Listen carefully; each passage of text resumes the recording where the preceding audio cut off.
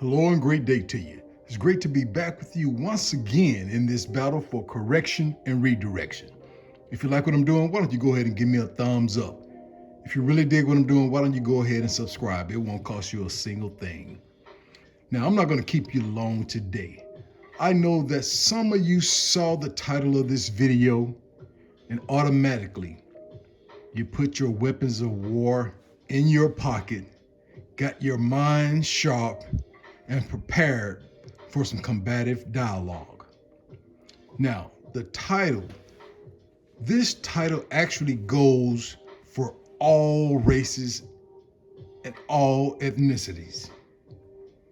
The question I have is for everyone.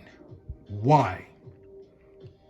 If you are part of a segment of society that historically votes Republican, or if you're part of a segment of society that historically votes Democrat, or you're part of a segment of society that desires to be loved or recognized by the other party just so you can say you're a part of that party, my question is why?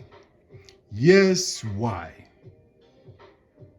Why aren't you actually taking a real look at your own life and making political decisions based off exactly what you and your family needs right now? Why?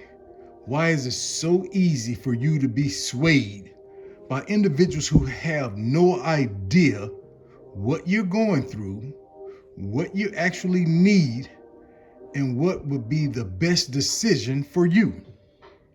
There are so many people on both sides of the aisle. And when I'm talking about people, I'm talking about the citizenry who actually vote for these politicians, who are actually going inside,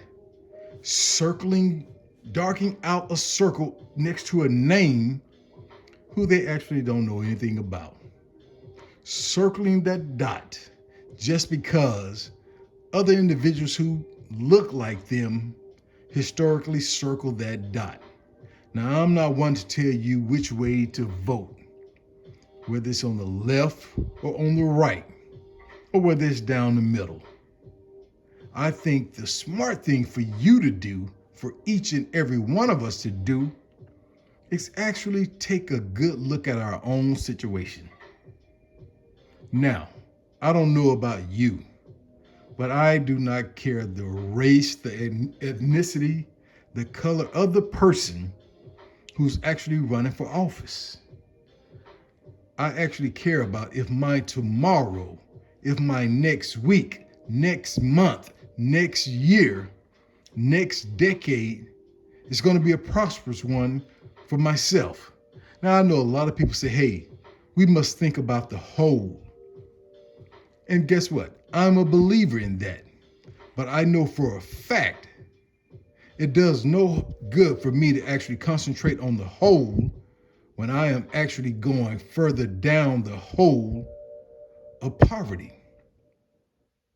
Now, I know a lot of people actually like to say, well, I'm basing my decision off of moral, my values, what I feel is in my heart that God has meant for us to do.